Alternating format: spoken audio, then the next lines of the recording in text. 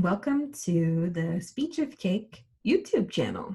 So this is our first episode, and I really wanted to do a quick introduction for our first video. So I figured I'd tell you a little bit about myself and how I almost really didn't even become a speech language pathologist. So as I said, my name's Courtney Overton, and I am the owner and founder of Speech of Cake Incorporated. So once I got into high school, I really wanted to be a dentist. And so I started to observe different dentists in my area. I'm originally from New Jersey. And I thought it would be really cool to observe after school and see what the job really entailed, the day to day in and outs. And I thought it was really cool. So once I got to the University of Pittsburgh, I decided to major in that field. And I really said, I don't know if I'll love it, but I'm going to try it. So the science classes were not the best fit for me. Chemistry and biology were super difficult. So I went on a reflection retreat. Pitt has a huge endowment, lots of money. One of the things that they do with freshmen is they take them to a ski resort, and they say, look within yourself, do some meditation. I took a career aptitude test, and one of the professions on there was speech language pathology. And I was like, I don't know what this is. But I went there for a reason. So I said, I'll try it out. I started doing some Googling and figuring out what I wanted to be. And I saw there were a few speech language pathologists in the area in near campus. So I sent them some emails. Some did not write me back. Some said, yeah, sure, come observe for a few. And that's what I did. And the rest is history. So I got my bachelor's at the University of Pittsburgh in communication science and disorders. And I ended up minoring in linguistics since it's such a closely related field. And I continued on, and I got my certificate in American Sign Language. So it was really cool to see how I could tie all of those three things in together. But I knew that I was just not quite ready to make that leap to graduate school. So after I finished in May, I worked as a camp counselor. It was a great camp, inclusion camp, based on arts and music. And there were about 10% of the students were students with autism. So I was an assistant working with a specific student, and it really was so cool working with those children and learning from them and teaching them. And then I moved back home to New Jersey, and I was a teacher's assistant at a private school for children with autism. And so I learned the principles of applied behavior analysis. And I feel like that really made me a better therapist, having that experience prior to starting the master's program. So then after that, after my teaching assistant position, I, so rewind, during that teaching assistant position, I took a GRE prep course so that I could study for the GRE. Having that income was really helpful during that time to help me pay for the course, help me pay for the books, help me pay for the applications. I applied to 8 graduate schools, and I also visited quite a few all up and down the Northeast corridor. And having that income was super crucial, because applying for graduate school can be very expensive. So in the springtime, I was admitted to Emerson College, and I finished up the school year as a teacher's assistant. And I started at Emerson in September, and Emerson is in Boston. Pittsburgh's also very cold. Boston, Pittsburgh. I was fine with the weather, but it was just a huge adjustment. The academic rigor of Emerson College was super intense, and I almost didn't think I was going to make it. Um, but eventually I did, and I had a great support system, family and friends that made sure I did not quit. And after I finished Emerson, I actually got a job at Scholastic, of all places. So my first job out of my master's program was in Soho in New York City.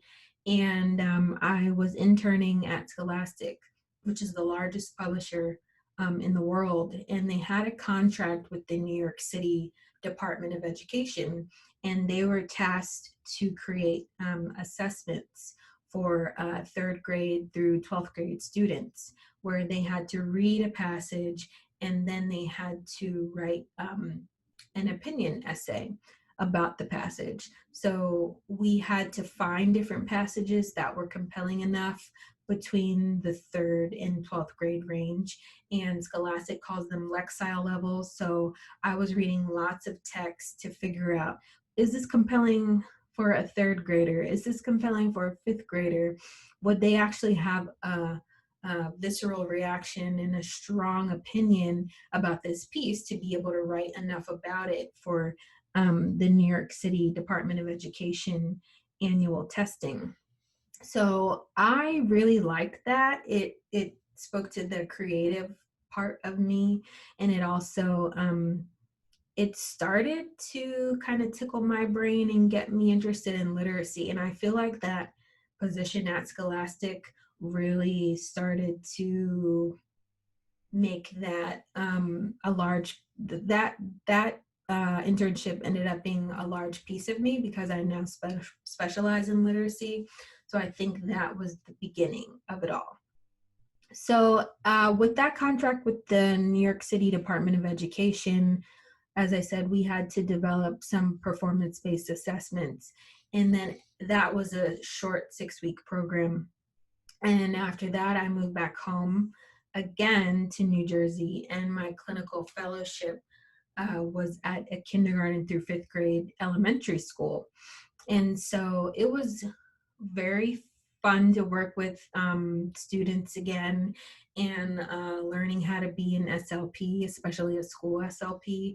There are a lot of rules. I had to learn about the IEP process, and learning about how to educationally diagnose students with communication disorders, and being on the child study team when we are all considering things like ADHD, dyslexia, um, autism. It was a very important experience for me. And I'm so grateful for my clinical supervisor who taught me a wealth of information about how to be a great writer and to be a great clinician. So then after that, I moved to Virginia and I got a different job, very similar but different. So I was working at a kindergarten through sixth grade elementary school in Alexandria, Virginia.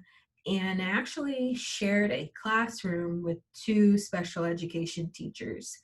And then I started to really see a pattern, and they were doing pull out instruction in the classroom, and I was obviously doing that.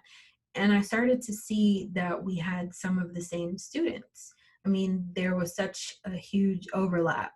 And so then I started Googling again, what is this oral written language connection, and how can I, as a speech language pathologist, help my students with speaking, but also with reading and writing, and obviously listening, because as a speech language pathologist, we work on expressive and receptive language, but some do not feel as comfortable with working on reading and writing. So I really wanted to learn about that connection.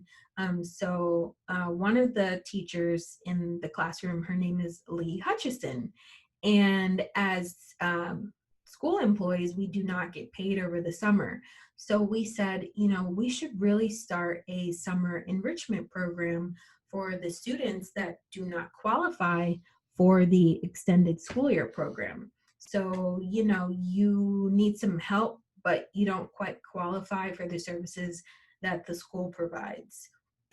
So we started the summer enrichment program in summer of 2017, and it was exciting to start something from nothing and exciting to see the students progress in such a short period of time. We had a 6-week program.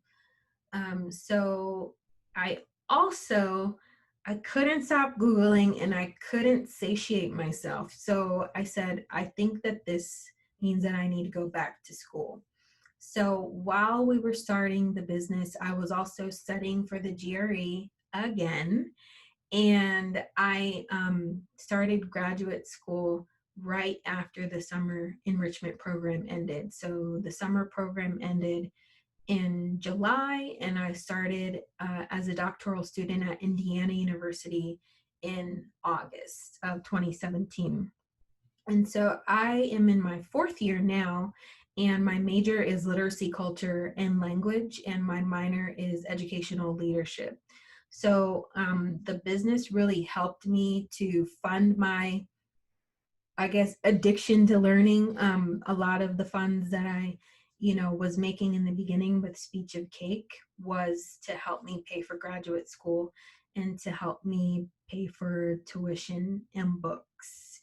So, like I said, we did not get paid during the summertime as educators in the public school system.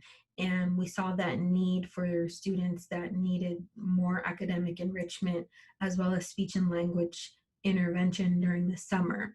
So after that, some parents reached out to us at the end of the summer enrichment program and they said, we want one-on-one services, but I didn't have a brick and mortar space. So we decided to expand the business and go into students' homes. And so I was still working full time in the schools. And after school, I would see 1 or 2 students in their homes Monday through Thursday. So going into the homes was very different because, as a school SLP, the only times that I see the parents really are for the IEP meetings. So it was great to be able to interact with the parents more and give them lots of tips and also explain the process of speech and language therapy and have them really be invested in that process, because I always tell the kids, you're with me for 30 minutes or you're with me for an hour a week. The rest of your week, you really need to practice your skills. And if I'm talking to the parents after every session, whereas I can't do that in the schools, if I'm talking to the parents after every session, they know what we're working on and they can encourage that carryover in the home. So it was exciting, keep growing, keep learning. And learning is so important to me. And I felt like there was more that I needed.